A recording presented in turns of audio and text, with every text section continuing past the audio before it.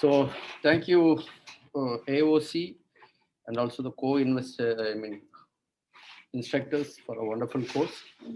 So finally, I'll be talking from anterior to posterior. It has been spoken. I'll be talking to on the vitreous surgery using the DABS. So I've got nothing to disclose financially. So a lot of things have been spoken about the 3D vitrectomy, how it works. I'll not be repeating much, but there are certain things which are particularly very important for the vitreous surgery, which I'll be discussing. So in fact, a lot of things have changed when we are using a 3D visualizing system because there is an accountability on part of the surgeon. Because whatever we are doing previously, it is very difficult. If you would have started the career almost 20 years ago, you'll be seeing that there'll be a side mirror for the indirect ophthalmoscope, and the investigator will be doing the indirect ophthalmoscope, will be bending in all what I call yoga positions, literally to see what is there in the side mirror, and he'll be saying, see, there is a choroidal detachment. I don't know what he's saying, I don't know, and he doesn't know what I am seeing, but that's how the teaching has been happening. But with this system now, we might be saying that there is other system, but with the 3D system, you know what exactly is happening. So there is a lot of accountability, and especially it is very difficult to do away with complications because you are accountable for all your surgeries, and everybody including the scrub nurse is watching what we are doing. So as it has been discussed, now it is basically there are two types of vitrectomy system, either what you call an active or a passive. So this is a passive system which we are basically using with Ingenuity, no financial interest. And the Polaroid glasses, this is to be used by everybody in the OR so that they know what exactly is happening with this. So without this, you'll be having a blurred vision. So even anybody who wants to watch should be wearing this. A lot has been spoken about the enhanced depth and the what do you call the non-pixelation. When you increase the detail of a small area in this particular system, usually we'll be having pixelation on the screen when we magnify any image. But there is no pixelation happening when we are using a 3D vitrectomy system. The details are so clear, and magnification is very important because you know what exactly you are. Previously, when we were peeling the ILM, by feeling it actually, but now you can see what you are doing. Actually, you can see the ILM and you can peel it actually. So that is the basic difference with this particular system. And as has been discussed, a lot of virtual filters are used. So in fact, we are doing a study of comparing the ILM peeling with or without staining. In fact, without staining, we are using one of these digital colors, the red-free color is used. And for visualization of vitreous, because if you see the original book of Tolentino, which talks to us about how to examine the vitreous, it says that an examiner will have to sit inside the dark room for 10 minutes, closing his eyes. The examiner will have to get his eyes accustomed, and then you should go into, or you should be in a dark room, then you should examine the vitreous with a slit lamp. That's what is the actual procedure of vitreous examination. A lot of things have changed. With the filters, it's very easy to visualize the vitreous because leaving the vitreous in any of the vitreous surgery is going to be a nightmare, because leaving this thin film of vitreous posteriorly is going to have recurrent bleed or PVR changes in case of RD and re-RDs. So that can be eliminated by using this. In fact, it can be used as an adjunct for our triamcinolone acetate staining. The most important thing in this, which we feel as VR surgeon, is like our procedure is quite long, especially when you are using ICG, which is not used anymore. You will have to finish the entire procedure after staining the ICG within 10 minutes, because otherwise there will be a lot of phototoxicity. But in this case also, there are evidence to show that you peel the ILM in case of retinal detachment so that you will not be having any macular proliferation following RD surgery. For that, we peel the membrane. But after peeling the membrane, sensitivity also becomes less. With phototoxicity happening. So what I mean to say basically is, usually we'll be operating with the 70 to 100% illumination when we are using the endo illuminator.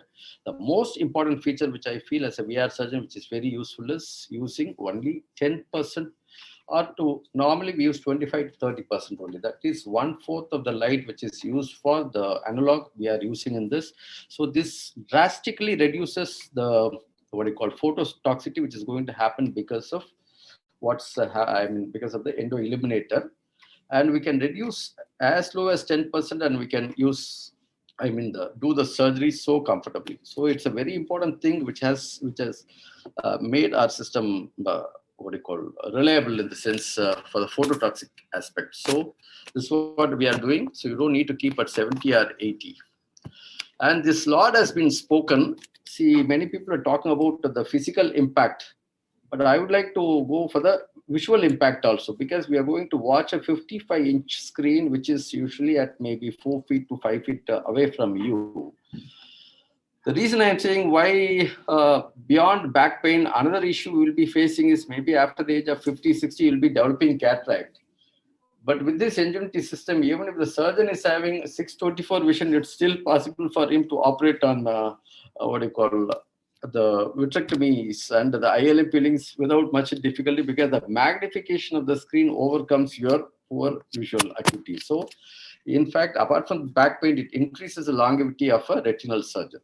So, uh, and the most important thing is it's a very good communicator. Actually, you can communicate better with the fellows when they are operating. In fact, you can put a Bluetooth system, what do you call a headset to the surgeon, and you can stay much away so that the patient will not be listening to what you are talking. So, patient will not become apprehensive when you are teaching something to the patient, or vice versa when we are talking also. So these are some of the cases which we'll be talking.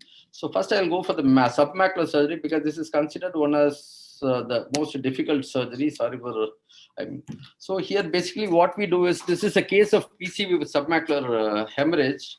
You can see the hemorrhage in the vitreous hemorrhage in PCV is very thick, and the membrane, and I mean the clot under the retina is also like sort of a calcified mass. So what we do is we induce retinal detachment, that is induced by using a balanced salt solution, which is loaded to our silicone oil injector. You form blebs in 4 or 5 places, detach the retina, and then you go for a peripheral GRT by diathermycin. So after what do you call making a giant retinal tear, we are pulling the entire retina over the nasal aspect. You can see the clot is being removed from the surface of, I mean, under the retina. You can use either a cutter or a Thanos to bring it out. Many times this clot is somewhat friable, but if it is associated with CNVM, there will be a membrane which will be very chewy actually. Removing that membrane is a bit difficult. Once the membrane is removed, the a retinal flap which we have raised should be treated like a giant retinal tear. So as I have told, this is a CNVM related. You can see the membrane so thick. Now the PFCL is injected over the retina is replaced, and it is treated like a giant retinal tear. Now we have started doing 2 stage, in the sense like in the first stage we do the flap. We inject the PFCL, keep the PFCL with sandwiched with the silicone oil for at least a week, and then we go for the second stage. So now we can find like we are doing the endo laser in 5 to 10 rows, treated like a giant retinal tear. Then the silicone oil is removed after. So this is the first post-op day of the same patient where we have operated, and this is post 1 month post-op of the patient, where you can see the clot has been completely removed, and temporarily you can make out the giant retinal tear which we have created. And still there is a sparing of the fovea, but there are atrophy around the fovea, but still the patient has improved in his vision.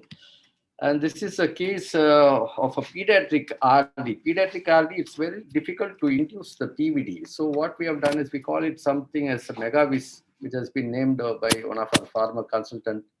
So what I do is you usually inject the PFCL. Under the PFCL, you stain the vitreous with the triamcinolone acetate and use a good diamond dusted scraper, and you induce the PVD, because this is a very crucial step for any vitreous surgery, especially in children. If the PVD is not induced, that RD is not going to settle. We are going to have a repeated proliferation. So once it is done like a ring, this mega base can be lifted like a ring. Once it is done, you go for the vitrectomy, and the rest of the surgery is over.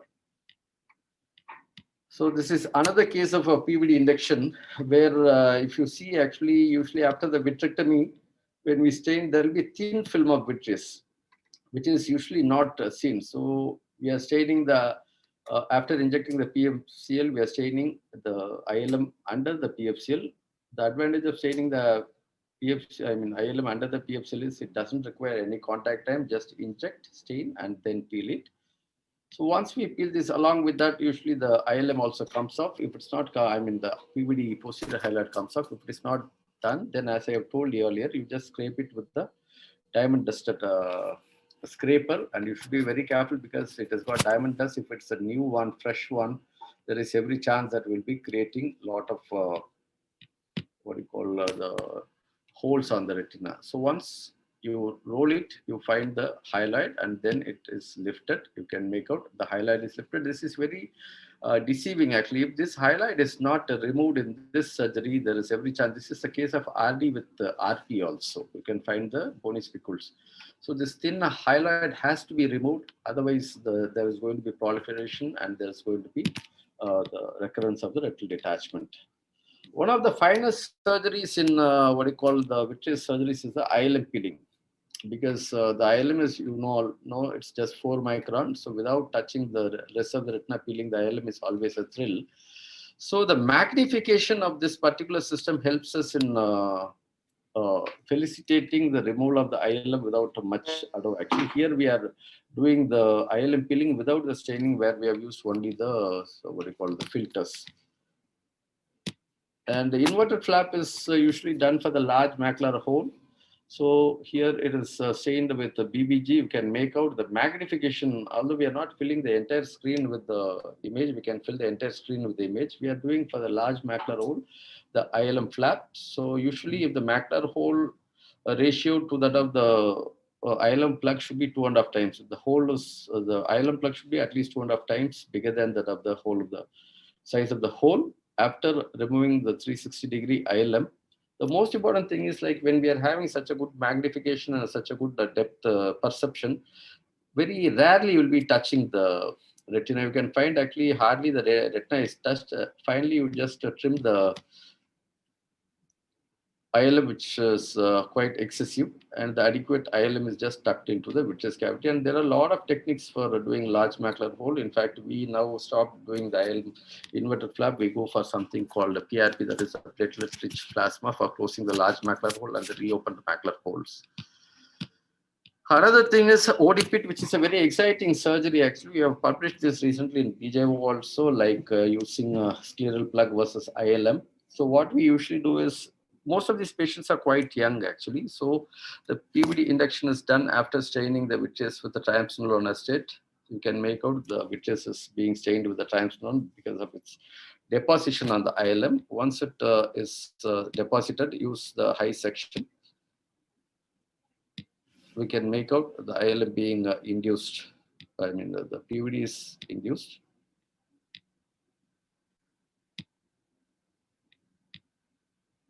Once the PVD is induced, we go for BBG stain.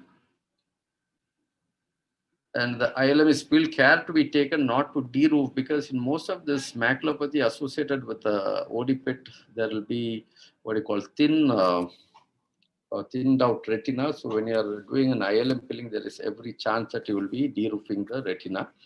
And usually in the infranasal quadrant, we take a small ILM, scleral flap. You can see I have replaced one cannula with a 23 gauge, because negotiating this scleral flap through a 25 gauge is a bit difficult. So we replace that with 23 gauge. So we go inside and take the plug and just snugly tuck it to the ODPIT. You can make out, so I can feel that when it is plugging the ODPIT. So compared to the other system, when we are using this 3D system, you can see it is now slightly fitting into. Usually this ODPIT maculopathy takes quite a long time, almost 6 to 8 months for a complete settlement. So this magnification helps us in doing this. And in other challenging situations, we are vitrectomy in diabetes. So doing a membranectomy, you can see, like, I usually use the light pipe as a second instrument in case if I'm not going for a bimanual. So the membrane is raised with the help of the forceps, and the light pipe is used as a second instrument to dissect, and the membrane peeling is done. And you can, many people say that actually they don't use any of the forceps for picking this membrane, but usually we use, because eyes we operate are quite tougher ones. And this is quite useful for the bimanual surgery also, this system, because you can find there are 3 ports already. We are using a chandelier port, and we can make out a thick sheet of membrane extending from the disc onto the mid periphery, almost just 360 degree from the retina. So the left eye, with the help of a chandelier which is illuminating the retina, the left eye is used to hold the retina, and we can use the scissors and nip the exact attachment so that there will not be much bleeding in these cases. So a bimanual surgery is always possible with this. With the greater magnification you can make out, we are snipping just the attachment, not blindly cutting. So there is a very, very, very, very minimal chance of cutting the retina and making retinotomy.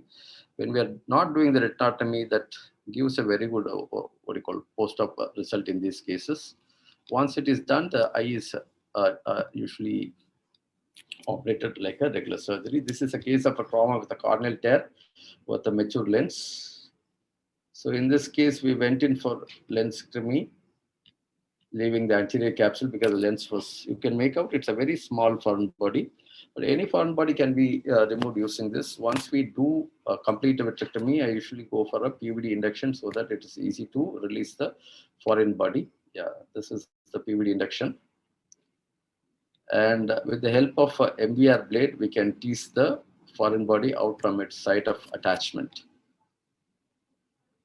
Or otherwise, you can just use the cutter also, but it is better to use, this is an MVR, 23 gauge MVR, slightly gently tease the foreign body out of the retina.